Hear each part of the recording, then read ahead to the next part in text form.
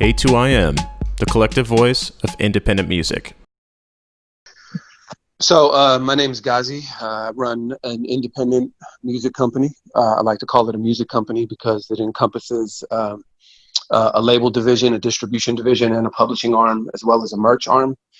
And I don't really want to pigeonhole ourselves as a record label because we're so much more than that and so much more to the community than just a record label. And that's it. I mean, that's pretty much it in a nutshell. I've been running it for 10 years. This is our 10-year anniversary. Well, this is Mathew Knowles. First of all, I said earlier, and I want to say now, Ghazi, I'm just so happy and loving to see the model that you built and the success that you and your team are having. It's remarkable, and I just want to acknowledge that first. Thank you, Mathew. But Mathew Knowles, founder of Music World Entertainment, some 37 years ago. And I'm just proud to be a black man that can say he's been in business with one company 37 years. Similar to Ghazi, I love what he just said. That's why I named it Music World Entertainment. I didn't want to be a record label or just a management company. So we're all of those. We catalog label. We were a management company. We're not in that business now. And we just launched Music World Film and TV. We have some 30,000 hours of content going back to 1992. So you'll be seeing a lot more of us in the film and TV division. I'm an educator, 12 years now, and a college professor. I'm at Prairie View A&M. Really proud of that university. I teach next semester sports, event, and entertainment marketing. And then the alternate semester, I teach entrepreneurship. That's awesome. We need more education, less incarceration. Yeah, we do. And Ghazi, as you know, that's the one thing that hampers in the entertainment and music industry is we don't have enough folks with knowledge, especially managers, and even in overall in the industry. And I think that is one of the reasons why when we look at artists, we see a considerable amount of failure because of that. Yeah, I think the music business is very akin to the way sports agency is, where you draft a lot of players and then you put an agent on them, watch that player develop, and then decide if you want to give that player a long-term deal. It's just, I think that there's a divide in the fact that on the sports side, it's much more well developed in terms of agents and things of that nature. On the music side, especially with technology enabling the amount and the influx of music is at like a breakneck pace now. So you got an 18-year-old kid who can hop on TikTok or drop a video on YouTube or WorldStar and can start doing millions of streams a week because the song spreads like wildfire. And then the next thing you know, every label in the country, every label in the world wants to sign him.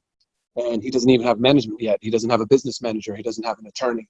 Doesn't have a team yet. And so I think as a business, we've done a good job in the last 10 years of finding our rhythm in terms of like streaming formats and becoming more transparent as a business and showing accounting and, people being able to see their revenue and their, distribution fees have gone more in favor of the artists and so on and so forth. But we still have a lot of room for growth on the management and business management side of our industry. And it's kind of a gaping hole. And it's, we see the problem over and over again with kids that run into a sum of money and then they blow it real quick, or kids that run into really quick success with a song, but then there's no A&R, there's no management, there's no team to make sure that success becomes repetitive.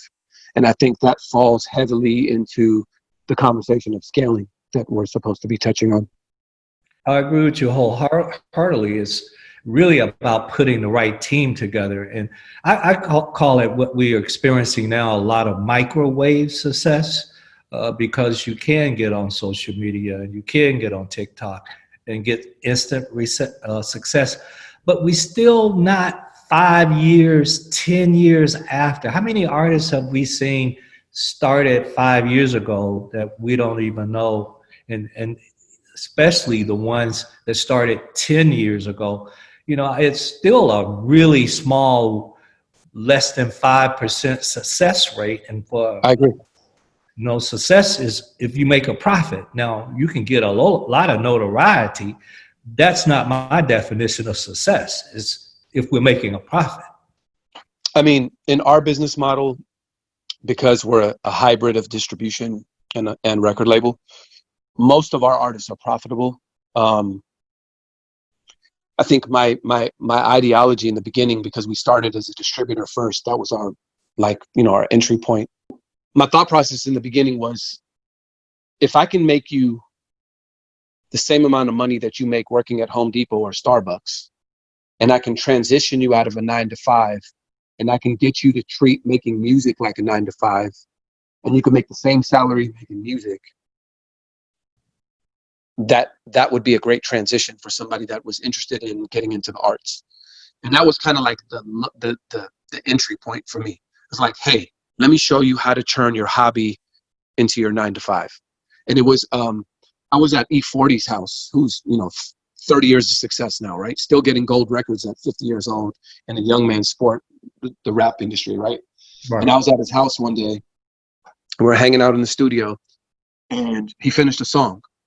And I said, well, what's that going on? He said, I'm not going to use it. And I said, why not? He said, I don't use most of the music that I make. He said, I just make music every day to stay sharp. He said, it's just like a basketball player getting on the free throw line and shooting free throws to stay sharp. And he said, this is my 9-to-5. Making music is my 9-to-5. It's the career that I chose. And I treat it like a job. I make sure that I stay sharp. And that always stuck with me, because there's a lot of truth in that. And, you know, not every artist is destined to be a superstar. Not every artist is destined for worldwide success.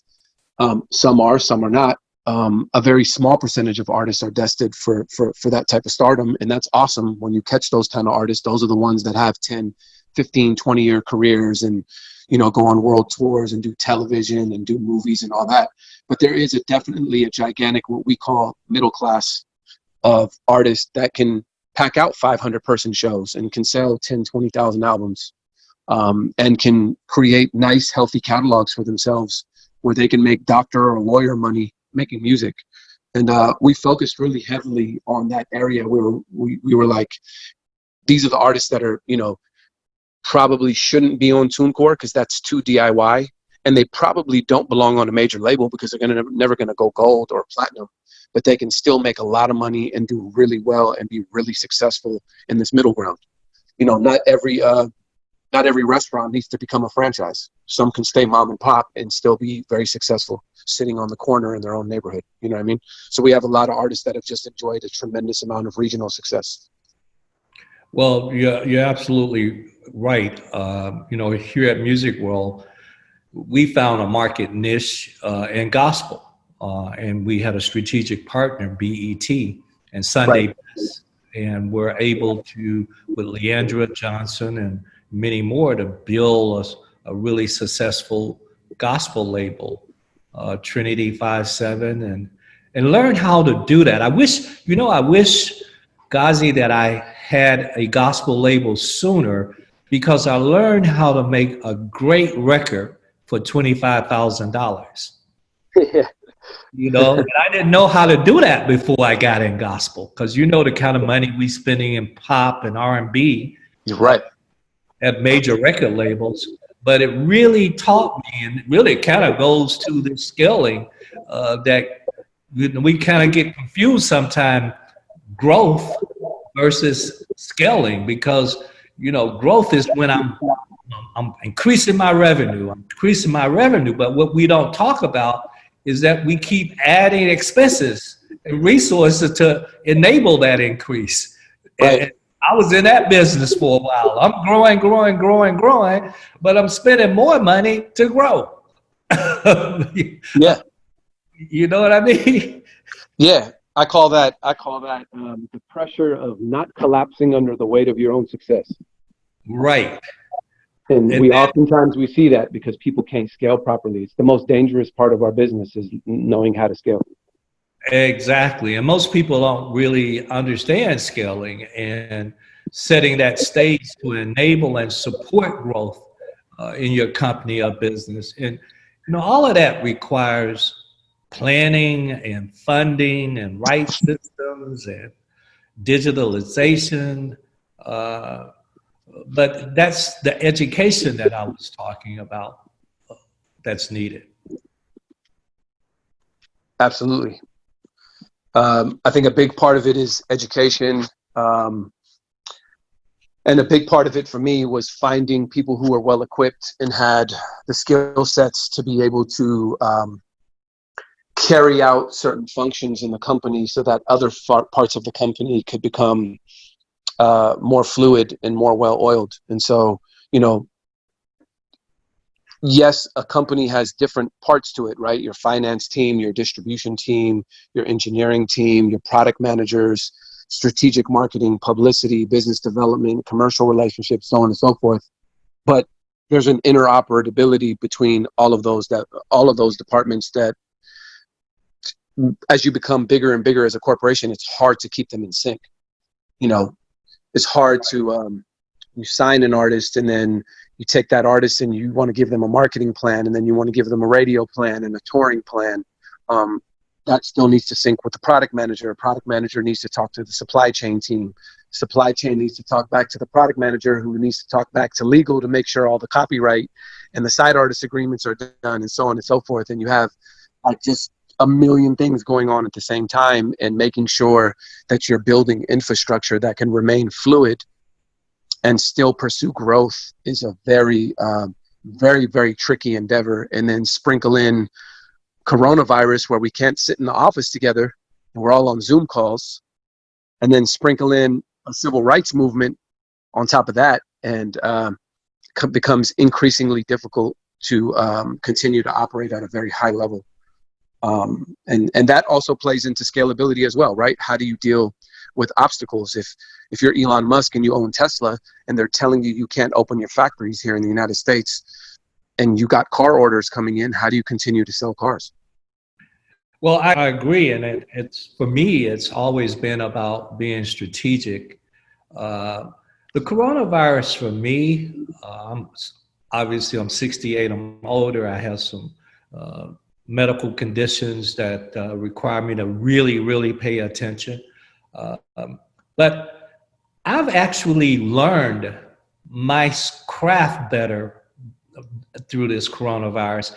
I'm the guy that knew a little bit about Zoom, but I've become an expert now, doing an average of 6 a day.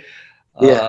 I taught my first class, lectured my first class on Zoom. And I used to be totally against, no, I'm going to be in that classroom. I want that interface. But then I lectured and I was shocked and surprised how easy it was and how I was able to connect. And it's for me to modify and adapt our behavior for change. So I've always been that guy that loves change because it makes us better, I think. It makes us look at a different way of doing things. I look at touring, for example, and I think, I've dealt with major artists and how much money they spend on touring. And what if those same artists had a way to go on the stage and now bring it to the consumer without all of those expenses? And folks don't have any idea the millions of dollars. And I laugh, Ghazi, when people like, is Destiny Child, when they're going to be on tour? And I'm like, you don't have a clue. Like, that's 2 to 3 years of planning. That's not like, oh yeah, I'm going to go on tour tomorrow. Absolutely. That's a very complicated endeavor that requires a lot of work. Yeah. Yeah. But when I was listening to you just go through all the various parts of the record label and the interface that's required, I was like, I wonder how many people are following us right now. They actually understand what we are talking about. It's a lot of moving parts. People always ask me what was the most liberating thing that I did first. And I always say that it was hiring my first employee and being able to delegate tasks so that I could have time to think about other things that I wanted to do for the company. And then as you go along, you continue to hire more people with more skill sets and that are more well equipped and so on and so forth. And then you can start to build out the foundation of what's to become the company. And then as you build the foundation, you start to add the bedrooms and the air conditioning and the windows and so on and so forth. And but at some point the home gets so big that the house itself feels like a gigantic undertaking, right? You used to be able to just sit in the middle of the house and hear everybody, but now you got yourself a gigantic mansion on an acre of land and you don't know where everybody's at. And I had that realization maybe right before coronavirus hit. I was in the office, and we're somewhere in the neighborhood of almost 100 employees now globally, and with a significant amount of them being in San Francisco. And I was walking through the office, and there was somebody. It was the first time I forgot one of my employees' names, and it resonated with me, and it made me have a realization point that this has gotten to a level that you have to be very meticulous about how you continue to grow the company and make sure that all your I's are dotted, your T's are crossed, and you're continuing to move in a fashion that's conducive to long-term growth, and constantly remind yourself that it is a marathon and not a race. Right. And take breaks, take a swig of water, keep your head clear, keep your eyes on the target, because things can easily go left at any time. And I was having the conversation with somebody in January. They were like, "Oh, the business is booming, streaming's going crazy, everybody's doing great, nothing can stop us." And I was like, anything can happen at any moment. And 2 months later, coronavirus hit, and streaming dropped by 20% almost industry wide for the first month, and tours were canceled, and a lot of artists lost their livelihood, and a lot of touring companies let go 20-30% of their staff, and some indie labels shut down, and so on and so forth. And right, it was catastrophic for a lot of people. And thankfully, people like myself and yourself, we had the ability to weather the storm, and to be able to transition, right? Like you said, transition into Zoom. We were always a tech forward company. So being that we were a software company as much as we are a record label, allowed us to navigate through certain things because we were already very tech forward. But it's still very tricky. It's not like there's not going to be a substitute for having a producer and a writer and an artist in the studio. You can't do that over Zoom. It's not the same. There's certain things you could do over Zoom, but you're not going to put a top line writer and a rapper and a producer on a Zoom call and have the same success you're going to have if they're in the room, hanging out together in the studio, eating barbecue chicken and making records and squigging tequila. Like, it's just a different vibe. It's just totally different. I mean, we own like a large studio operation in San Francisco, and I frequently wander the halls and wander the studios because that's my background, was being in the studio. And it's disheartening to not be able to be in the room together. And don't get me wrong, like, we haven't missed a beat as a company. We're still doing amazing, and we're still growing, and we're still doing amazing things. But there's something to be said about human interaction, and it's what drew me to music in the first place. Music has a human component to it that can't be replaced by technology. And I'm a very tech forward person. Well, I tell you, one of the things about coronavirus, I'm smiling because my wife just walked in, and as you know, Ghazi, many Zoom calls, you have a few people passing by occasionally. Oh, yeah. You'll probably see my wife pass by here in a few minutes. Sure. But, there has been I always say in adversity, there's opportunities. And there has, in my mind, some opportunities, especially for songwriters, because again, I'm a little older, and so I grew up in the civil rights movement, and I grew up in the Vietnam War, and still Marvin Gaye is pick that album that you would want if you was on an island by yourself, because it's these moments in our lives that you can't write about love if you've never been in love. And I think what the coronavirus is going to allow songwriters and artists to do is to really dig deep into the emotions that are coming up for them. And I hope the end result of that is that we'll have some incredible, incredible music in the I next agree. 3 or 4 months because of these adversities. So for all the folks that are listening and hearing us now, don't put your head down, put your head up, and I agree. ask what the opportunity is for all of us in this. So I, I have a question for you, Ghazi. Where do you think the music industry is going? in what respect? Just 5 years from now, what do you think it'll look like? Or 10 years from now? Just I mean, overall industry. yeah, I mean, that's a really tricky question. If you look at Goldman Sachs says we're going to, increase exponentially in revenue and in consumption. I think the most fascinating thing for me, being a kid that started off making rap music in the early 90s when everybody said it was a fad and it would phase out, to be able to build a company that's primarily was rooted in rap music, and to be able to travel the world and see how far the art form and the genre has traveled and how many people it's touched and how many lives it's enriched, is a telltale of where the rest of the business is headed. You know, I've traveled to China and Southeast Asia and into Africa and into areas that are just finally starting to see things like 3G, 4G, and 5G, and starting to see low-cost handsets. Mobile phones are connecting the world in a way that we've never seen before, and that's why we're seeing an explosion of consumption, the explosion of subscription services, and all that stuff. That's on the business side of it. We have a lot of opportunity in a lot of emerging markets.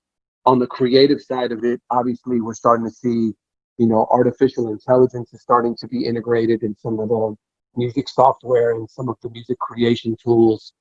You're starting to see things like Dolby Atmos, where we're starting to mix records in a, in a format that's no longer just left and right, or standard surround, where you can hear things above you, below you, and all around you. And that'll create a different immersive experience with music. And we're just seeing like a whole new generation of kids that are fusing genres together like we've never seen before. And so I think the access, because of that, we're seeing a lot of kids exposed and fusing genres like never before too. That's just my opinion on the creative side. And it's just it's a very, very exciting time for me to be involved in an industry that I've dedicated my whole entire life to, and being able to provide livelihood to a lot of artists and people connected to the company, and then also watching the art form just explode and technology explode and globalize music like never before. I couldn't agree with you more. When we look at streaming and its growth, it really come from China, India, and Africa.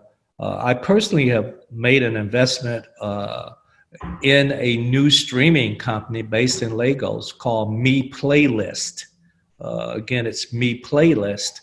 And what we are looking to accomplish is to, when you look at African music, what happens, and we look at Afro pop, Afro beat, we always put it in a bucket of world music, rather than understand the diversity in Africa of the different genres of music. And so that's what we're looking to do, is to highlight, because I couldn't agree with you more, that this young generation are searching for and wanting to experience more than ever new music. And so it's an opportunity for us, and I'm quite excited. When I introduced myself, I forgot to talk about Me Playlist and the exciting things we hope to do, and giving back to the community and education. I'm big, as you know, Ghazi, on education, and really the lack of success is because we said it earlier, we don't have that many young entrepreneurs and young managers and marketing and marketers that really understand our business. Well, anytime you need me to hop in and talk to your students, I'd love to do that. And I would actually love to learn more about the company we invested to in Nigeria, because I've hired several people in Nigeria and we're investing heavily into Nigeria. I was in Lagos last December, a few months ago. Well, great. When we take the time at your convenience just to meplaylist.com and see what we're doing. We're quite proud of what we're doing. And I just noticed literally 3 weeks ago, Def Jam, they just came into Nigeria. Sony came, as you know, last year. So it shows that the majors are now looking at a continent. And I think folks in America, like our president, don't understand the 54 countries that are in Africa and the 1.2 billion people. So think America times 4 in population. And what that cell phone, that mobile phone, as they call it, the growth and 5G and what that really is going to mean for transmission. That's been a problem with Africa, is transmission. Right. And that's going to bring the scalability to a whole nother level. It's going to be exponential. I mean, Nigeria is 200 million in population and 1/10 of the landmass of United States. So if you want to talk about the potential for urbanization, it's on a whole nother level. And it's also why we've invested a lot of time and energy in Southeast Asia, like Indonesia and areas like that, which are very similar in population to Nigeria. Yeah. I've been noticing even in Vietnam, a lot of growth is happening there. So I think it's a great time to be in the music space industry, and I'm about to pass the torch, Ghazi, as I just put officially Music World up for sale yesterday. I'm passing the torch. My passion now is to motivate and to educate in entrepreneurship, music business, and health and wellness. I don't know if you know, I had a cancer scare last July, and it's just, I was fortunate to find it at stage 1A, and it changes your perspective on a lot of things. Absolutely. I've gone through that with several of my family members. So more blessings to you, man. I hope your health continues to be favorable to you. And let's talk offline about some of the other stuff you have going on. And I would love to maybe pop in on one of your classes and talk more to you about Nigeria and maybe your music catalog. That sounds great. Thank you for this opportunity. It's been informative. I've certainly enjoyed it. And blessings to you, your staff, and your family. Be safe. Thank you, brother. Be safe, man. Talk soon. Bye-bye.